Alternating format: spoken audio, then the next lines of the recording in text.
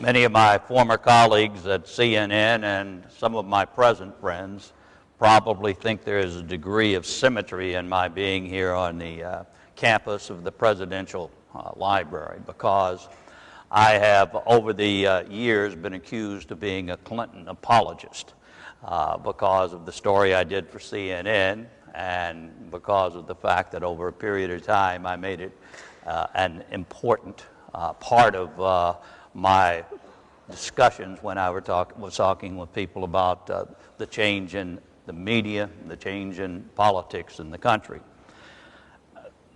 When I came to Little Rock for the first time in 1994, and let me preface that by saying I spent a Friday going through maybe 500 newspaper clips that were written following the death of Vincent Foster and my arrival in Little Rock in January 1994.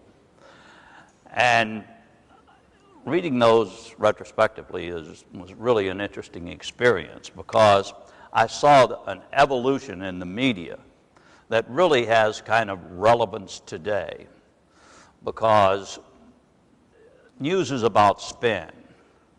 And during that period of time, 1993 and throughout the Clinton presidency, and even preceding the death of Vincent Foster, there came into play something known as the Clinton rules. And the Clinton rules basically said you don't have to prove a story. All you have to do is write it and put it out and see if somebody is going to dispute that story. And that is generally what happened in many instances. And it all stemmed, and I guess it's time to, and I always hate doing this because people say, Whitewater, boring. But I guess I'm going to have to just do a quick primer on Whitewater, for I know we have many of the students here who were very young when it occurred. But in 1992, March of 1992, the New York Times, under the byline of Jeff Gerth, wrote an incoherent article about Bill Clinton being involved in a land deal with a man who had essentially declared himself insane in a previous trial named Jim McDougal. The Clintons and the McDougals invested in a land development, a really tiny land development comparatively, in North Arkansas called Whitewater Estates. It was on the White River, and they sold every piece of property in Whitewater Estates. Their profits would have amounted to maybe, $75,000 or $80,000. It was a small deal. And as a result of circumstance, number one, it really seemed like a good deal at the time because people were retiring, and all of the World War II veterans were nearing retirement, and people in the auto industry. So you thought, well, they're going to all move down here and they're going to want a nice fishing camp, and this is going to really work out. What they had not anticipated were interest rates that soared during that period of time and many other factors that Whitewater didn't fail, it just wasn't successful. James McDougal, while he was still in the partnership, founded a savings and loan company called Madison Guaranty. And it too failed. And for whatever reason, Jeff Gerth linked the land deal and the S&L deal together with a suggestion of some sort of corrupt relationship between the McDougals and the Clintons. It was never made quite certain what the corrupt relationship was. There were supposedly favors done for Madison Guaranty to keep it running after it was insolvent. However, this had nothing to do with Bill Clinton, because Beverly Bassett Schaefer, who he had appointed as head of the Securities Department in Arkansas, had already tried to close the savings and loan. And the Federal Home Bank in Dallas prevailed upon her to keep it open because the FDIC, the Federal Deposit Insurance Corporation, was broke. And Madison Guaranty was a minor little blip on the S&L map. And the head of the vice president of the Dallas office said it's just not appropriate to close it now because it will cause a run on other S&Ls. That is pretty much the background of how Whitewater got started. In July 1993, when Vincent Foster died, and I've said this many times, had he walked out, conducted a news conference prior to his death and said, "Ladies and gentlemen, I just wanted to announce that the doctor has diagnosed me with clinical depression, and as a result, I'm going to drive away from the White House and I'm going to commit suicide." Had he done that, there would be no Whitewater, because it was basically the suicide that started the rumors. Most reporters didn't understand anything about what Jeff Gerth had written. I mean, the article was almost incomprehensible. But because it was long, and because it accused the Clintons of something, they assumed that there must be some connection between Foster's death and the Whitewater Project. I had a distinct advantage in being assigned to Little Rock. 10 years before, I did an investigative story that dealt with another land development. This was in Alabama, and involved insider loans from a bank, which was the subject of my story. But I had had an opportunity to look, and this was almost a mirror image of the Whitewater Project. So I came with that advantage, and as Skip mentioned, I also came with the advantage of having spent a lot of time with Barry Seal. And I did 2 documentaries on him when most reporters could not find Mena on the map. And so consequently, and let's add a third element to my experience, I had spent 5 years covering Louisiana politics. And you have a high threshold of pragmatism if you cover the state of Louisiana. Nothing shocks you in state politics. And when I came to Little Rock the first time, I presumed that there had to be something here. After all, it was in the New York Times, and the New York Times would not make a mistake, would it? So I arrived with the belief that there was some sort of scandal brewing. And like most reporters, I don't recall exactly what my mindset was at the time, but I'm sure it was like most investigative reporters, and investigative reporting, as many of you may know, is all about winning awards. There's very few, there's a little altruism in this. We just go out and say, man, if I can only win an award. The Cy Hurst, who is one of the great investigative reporters, when he uncovered My Lai massacre, when he found the documents, he didn't say, my God, I've got a great story here. He said, I've got something that'll win a Pulitzer Prize, which it did.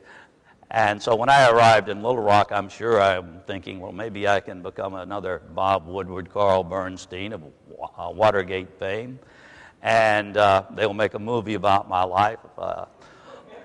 Paul Newman will be cast in my role. We both have blue eyes.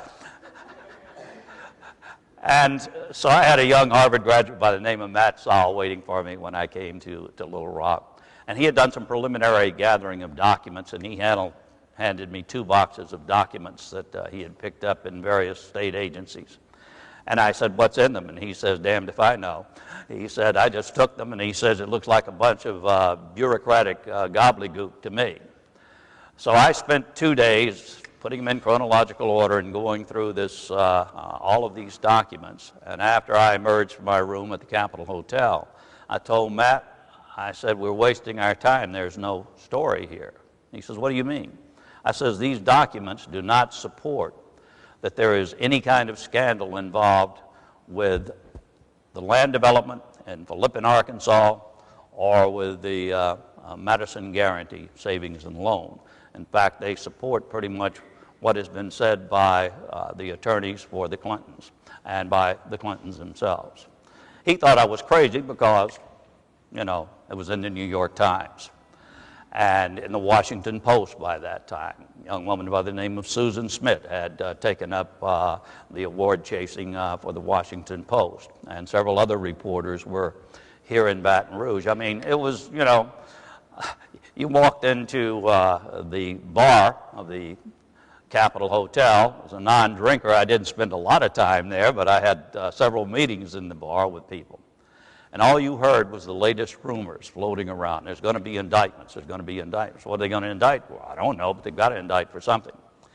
And I truly believe that the initial independent counsel appointed to look at this, had he been allowed to remain in office, he was replaced in August of 1994.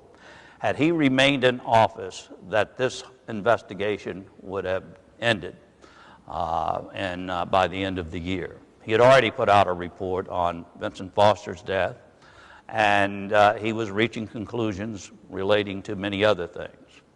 But for reasons that certainly appeared political by the characters that were involved in appointing a new independent counsel, Kenneth Starr arrived in town. And for Ken Starr, it became what appeared to be a partisan witch hunt that went on into areas beyond anything that had to do with the land deal or Madison Guarantee. If Fisk ever made a mistake, it was his mistake of his mandate was first to investigate these two issues. But he expanded that mandate to include what would be any crimes related. And so consequently, Kenneth Starr had a wide area to investigate, and boy, did he take advantage of it. He went off on whitewater tributaries that seemed to be unbelievable, Mena being among those. And constantly, the media received leaks of what was being investigated. And this investigation just went on and on and on, and in this area, in that area. In 1995, after I had done a documentary, and my documentary was titled Whitewater, A Changing Tide, which I was convinced was going to end it all. And, you know, the federal government, they have a real opportunity. If they want to take a witness and hide them, put them on CNN. It's a great place for anonymity. Today and then. And CNN was the only cable news network then. Fox was gleaming Rupert Murdoch's eye, and MSNBC hadn't been created. So we had the field all to ourselves, but I had a heck of a time convincing my vice president of news gathering that this was an important story, an important documentary. In fact, we had such a horrible argument because he thought, Clinton apologist, that my story, which included people that had never been interviewed before, Beverly Bassett Schaefer, who was then head of the Securities Department, Walter Falk, who was former vice president of the Dallas office of the Federal Home Loan Bank, and two or three others, including Crazy Jim McDougal, who basically, recanted everything that he had said in the past. So it was a very comprehensive report. And when I presented it to Ed Turner, who was then a very close friend until 15 minutes later, we talked about it, and he said, you've just gone over there and you've taken up Clinton's defense. I said, I'm here to report the truth, Ed. He says, and I won't use his language, but in fact, he says, I don't give a damn about the truth. He says, that Arkansas crowd's a bunch of crooks, and I think that you should have found that story. I was so offended that I quit. I resigned from CNN. However, I didn't resign to Ed. I took it to my boss downstairs because I knew she wouldn't accept my resignation.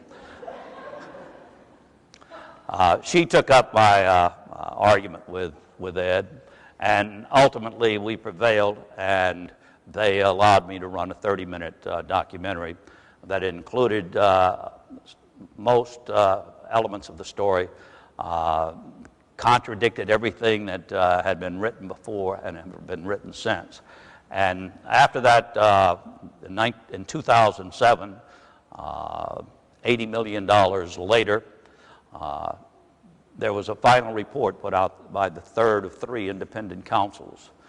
And when it was released, my producer, Matt Saul, who is now with Rachel Maddow as executive producer, he called and he said, well, it looks like it only took the independent counsels 8 years and $80 million to come up with what you discovered in a matter of 8 weeks, because it reinforced what we had said. And as I say, my reporting of this, except for MENA, ended when Starr went off in all of these tributaries. I did the land development, and I did the Madison Guarantee and Loan. And those were basically the two issues that should have ended the investigation. But instead, we began going into areas that include the Paula Jones and the Monica Lewinsky, and it goes on and on. After Starr was appointed, just a few days after Starr was appointed, he named a former U.S. attorney from Memphis named Hickman Ewing as his chief deputy here in Little Rock. And I, through a mutual friend, knew Hickman, or was introduced to Hickman. And we had our first meeting at a restaurant for breakfast here. And when we sit down a few minutes into the conversation, he says, you know, he says, I don't have any agenda. He says, the only thing I know about the Clintons is what I saw in the Clinton Chronicles. Some of you may have never seen the Clinton Chronicles, but it's a Jerry Falwell promoted documentary that is probably the most unfair and libelous thing you have ever seen. And it and another companion documentary called Circle of Power being circulated by Falwell, who promoted it on all of his broadcasts, and other individuals, and by an organization. And I want to show you, this is not my talk, by the way. This is Whitewater-related documents. At the top of it is Citizens United. This is what reporters were being handed when they got here. Basically, it's just a bunch of public records. It says nothing, but it, by the bulk of it, for reporters who were being assigned to Little Rock, they were saying, my God, this must be a big deal, because about 3/4 of them didn't know what the hell it said. They just said it looked official.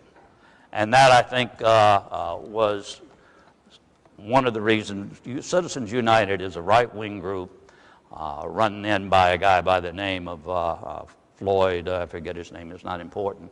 But they had, they published Slick Willie. They published several things beginning in 1992 when Clinton was nominated. And they were probably the worst organization. In fact, during the past election, and this has been before the U.S. Supreme Court recently, they produced a documentary attacking Hillary Clinton. And it was blocked by a federal court that said this was essentially a political statement and was not a legitimate documentary. Nonetheless, I left Arkansas with the belief that it was all over on the Whitewater exam. And one of the things that I think I have to emphasize about Whitewater, there was never, to my knowledge, a single conviction that can be linked to the independent counsel's office that related to the Clintons and or their activities. There were a bunch of indictments, but they were, you know, sidebars. Webb Hubbell. Webb Hubbell was indicted based on complaints by the Rose Law Firm. Many of the people just had peripheral involvement in things, yet the Whitewater Council would take credit for these over a period of time. And that brings me to MENA. It began to get out of hand. Barry Seal was an international drug smuggler who was assassinated in 1986 and who by and large, was his own press agent. He claimed, and it was supported, that he was the biggest drug smuggler at that time. And he parked a C-123 aircraft, former military transport, in Mena, Arkansas. And for reasons, and this goes to the extreme left and to the extreme right, everybody, when Barry was murdered, came to the conclusion that he had ties to the CIA. And there were all sorts of stories floating around about Mena, Arkansas, and those events that had occurred. And the most outrageous was a former bodyguard for Governor Clinton, who basically said, you know, I wanted to get a job with the CIA, and Bill said he was going to help me, but first he wanted the CIA wanted to check me out. So he arranged for me to go down to Mena, Arkansas, meet with a guy by the name of Barry Seal, and become involved in a mission to Honduras. And I was shocked to discover after the flight that what we had done was we had transported arms to I said Honduras. We had transported, it was Honduras, excuse me. I start mixing up my countries. It was Honduras. We delivered arms that were intended for the Nicaraguan rebels to Honduras, and we came back with drugs. And so consequently, this story ran in several newspapers, in the American Spectator, a right-wing periodical, and was picked up for a number of books that were published. There was a slight problem in that book, though. Trooper Brown named his flight, or gave the date of his flight as October the 24th of 1984. Coincidentally, I was in Mena that date doing video with Barry Seal for a documentary that would be aired in November of 1984. And I was on the C-123. And by then I'd been sober a lot of years. So I think I could have told you, if we flew to Honduras with a load of rifles and a state trooper at my side in order to deliver drugs back into the United States. So this was the kind of uncorroborated material that was going around during Whitewater. And I want to close by talking about, this is not history. This is basically a prelude of what has happened in the last 15 years in the media and in politics. The media has, it has gone from a time when I was doing 1-hour documentaries in prime time, a couple even without commercial interruption, to a time when you're lucky in TV news to get 3 or 4 minutes on national network for investigative reports. No context, just allegations and an occasional response. There is very little on television, in my estimation, and being retired, I've had a lot of time to sit and scream at the TV set. There is really not a lot on television, Frontline being an example.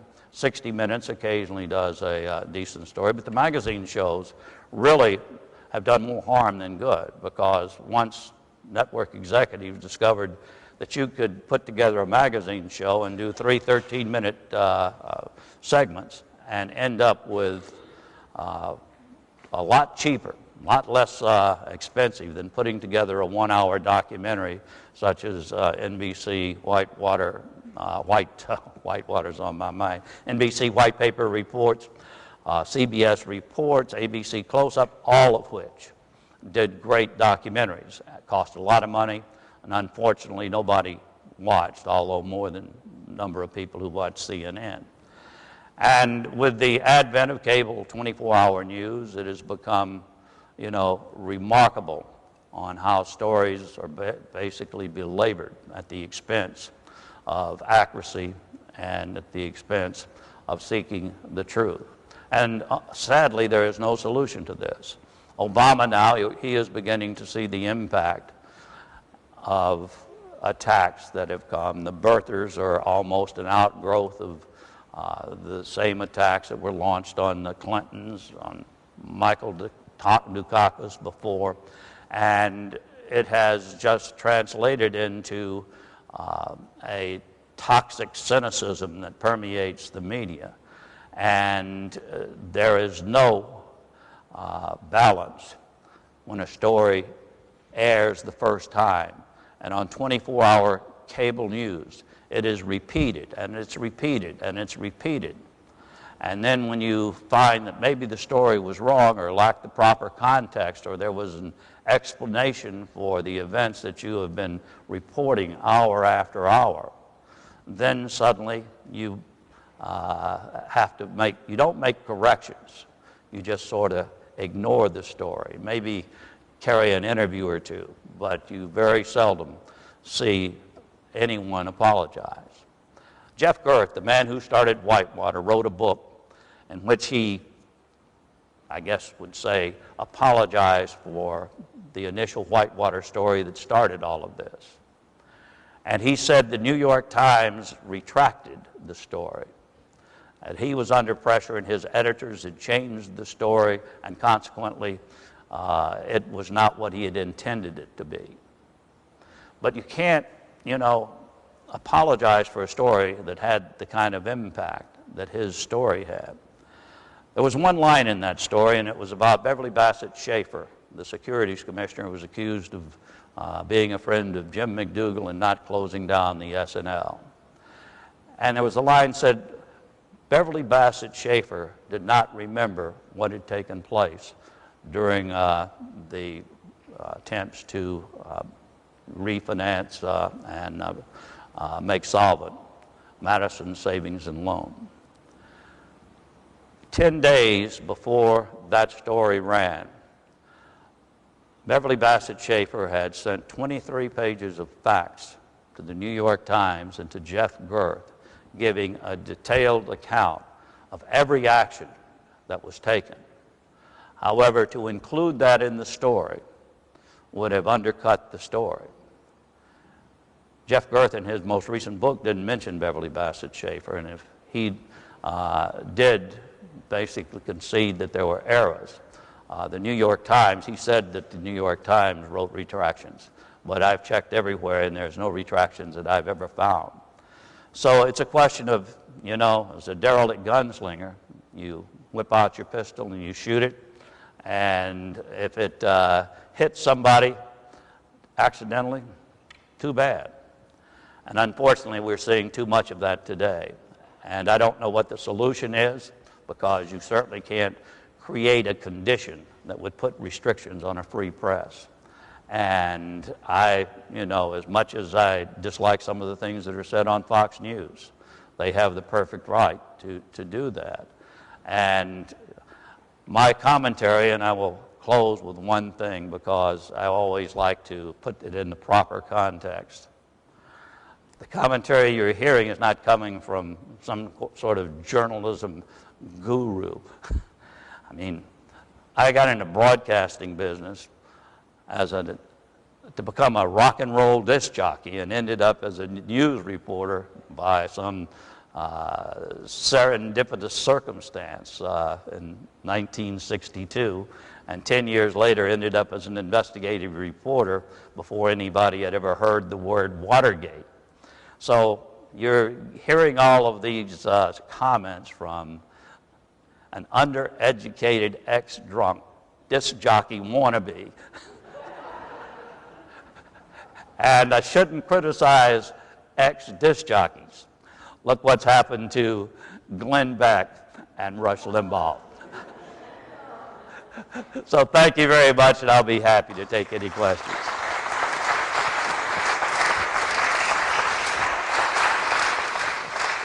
Questions? Wait for the microphone. Okay, Adam, right behind you. Hi, my name's Adam Moreland. I'm a student here. Thank you for coming.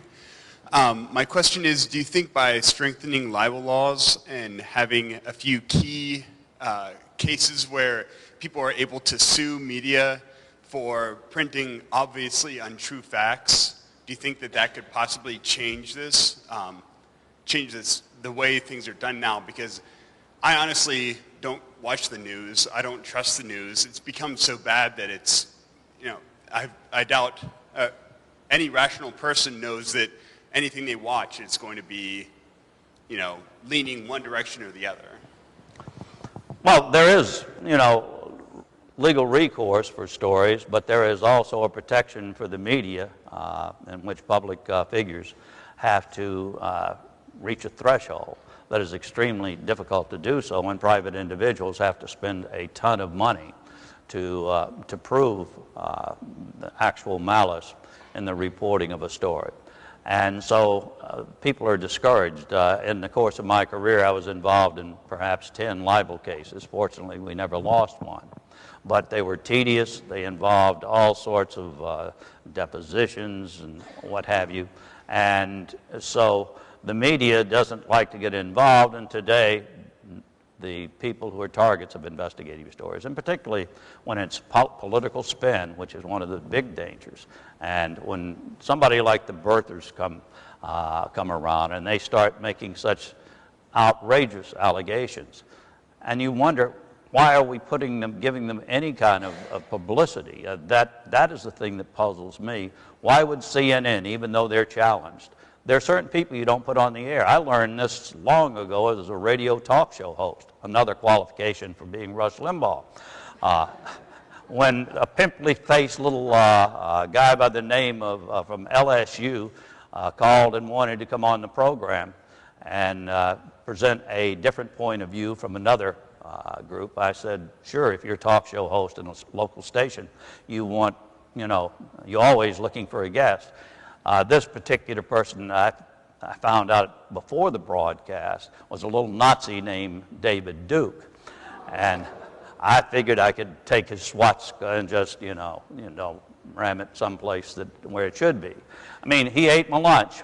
The guy wouldn't shut up. And no amount of logic, and I'm not speaking of Glenn Beck, no amount of logic would prevail in discussing. And one of the great sins of my life was, giving him the first time anyone ever heard him outside of Free Speech Alley at LSU. And I paid penance for that by doing a half-hour documentary on Ross Perot, who ran under the jerk label in the 1992 election. The worst moments of my life was an hour with Ross. You see why I tried to avoid an interview with this guy? All right, got questions right here. My name's Jason Talbert. You mentioned the role that the 24-hour news stations play in the way journalism has changed. I'm actually a blogger here in Arkansas. What role do blogs and the new media, how do you feel those have changed journalism as well? Well, I think blogging has really become an important source of both good and bad information. And I think that it attracts people in politics, basically, who have like beliefs. Huffington Post is my favorite. And, I guess I sound like a liberal Democrat, and I supported Bill Clinton in 1992, but I didn't have a choice, even though I would have chosen him as the best candidate. Had I voted for George Bush, the elder, my daddy would have climbed out of his grave, and he would have come with a switch, and he would have tanned my butt.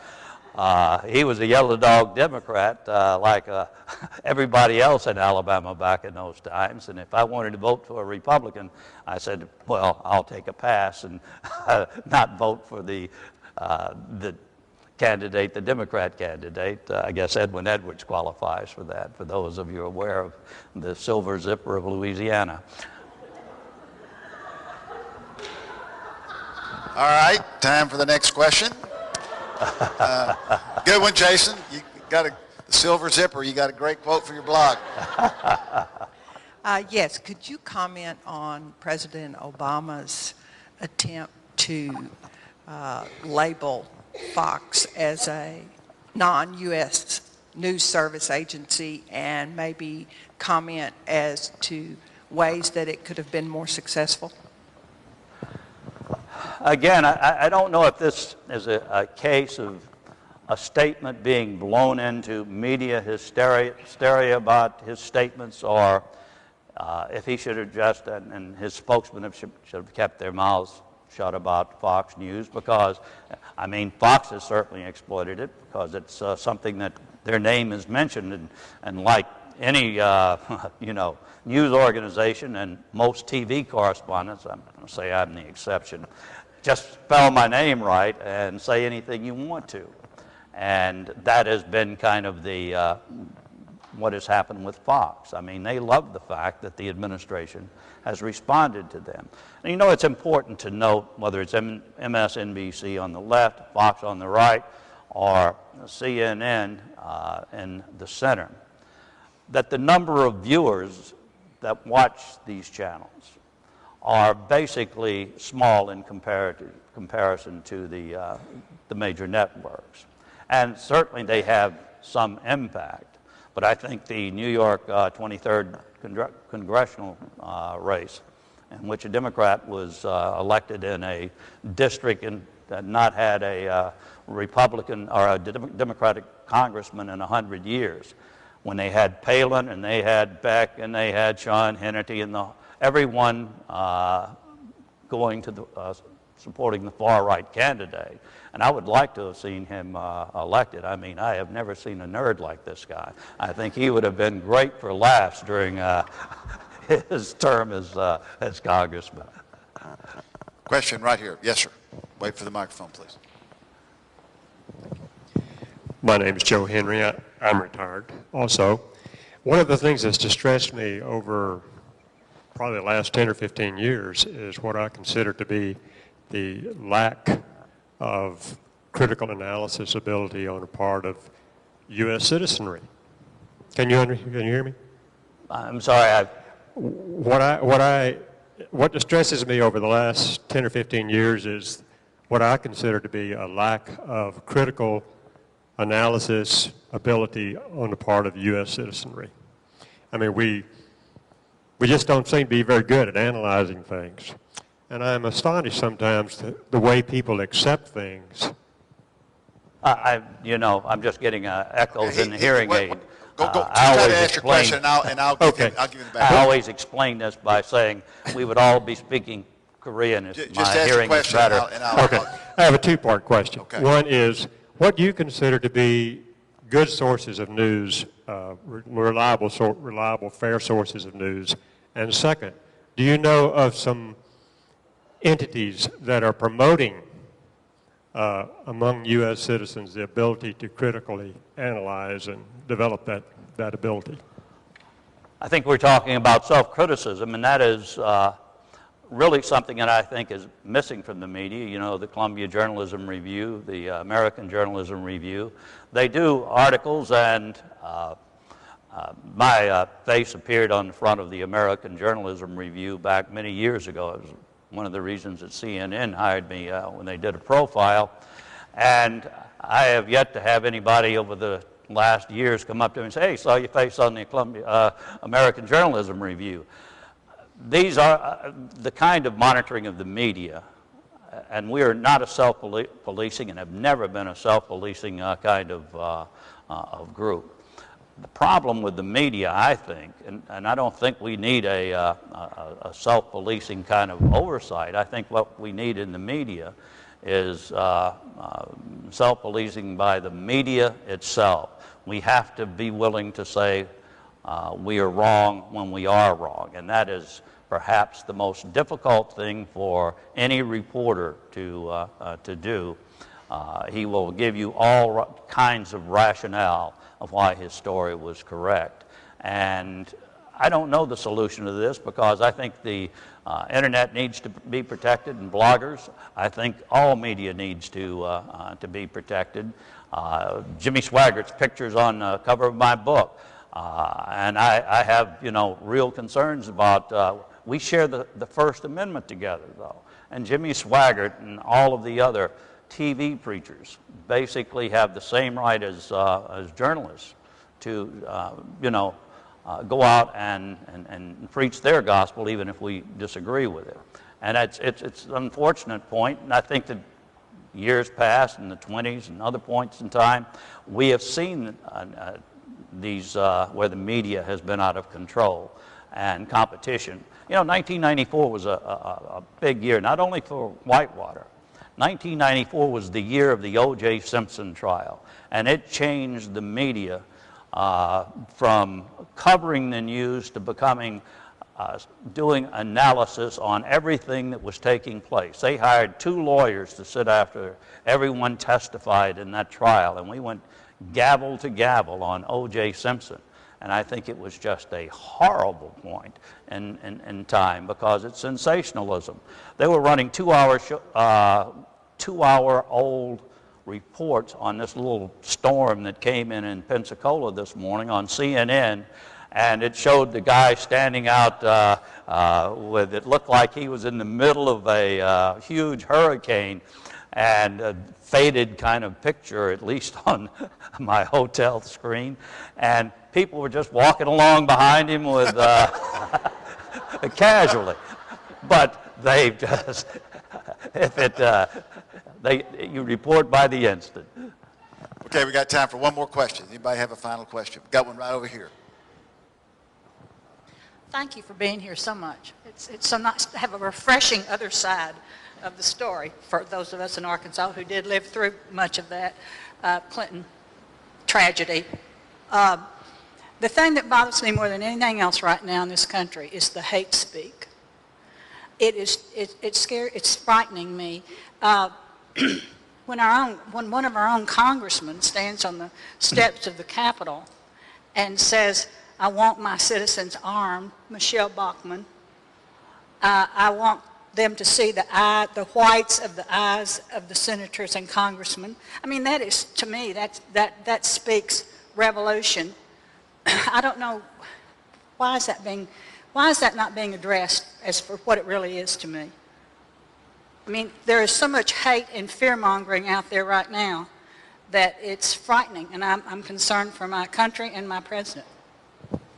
Well, I think politics is all about, even at any particular level is populism, and they say what they need. One of the people I didn't mention about Whitewater, and I think he was one of the real culprits, is mild-mannered Representative James Leach, who now has a post in the administration. Leach gave credibility to Whitewater when he stood on the congressional floor and said, "This is a story of high crimes," and gave a speech that essentially, and the media said, well, Jim Leach would never say anything like that because he's mild-mannered. And people don't realize, and I'm sure this is true because a former congressman who's a close friend of mine served on the committee. Leach was told that if he did not become more aggressive on Whitewater, that he would not become chairman of the House Banking Commission and a House Banking Committee. And this was told to me by a member of that committee, and I'll name him, Richard Baker, who was a friend of mine. And he said that's the only reason. And Leach also took on the MENA deal. And I had a private detective show up at my former wife's home. This is my best wife, and Annette, and start asking questions about my wicked life as an alcoholic and what my politics were. And he was hired by a Pittsburgh billionaire, Richard Mellon Scaife, who supported what was known as the Arkansas Project. And they were trying to dig dirt on me because I had written several stories that did not conform with the right-wing agenda. And so consequently, these same files, this information, and I have read this in Salon, so I presume that it's reasonably true. The guy was a pretty good investigator. My files ended up in Leach's committee, and I had conversations with them in which although there had been 3 previous investigations saying MENA was, you know, nothing, that Leach was trying to, again, damage the president with some of these stories that Barry Seal was tied into the Clinton administration when Clinton was governor.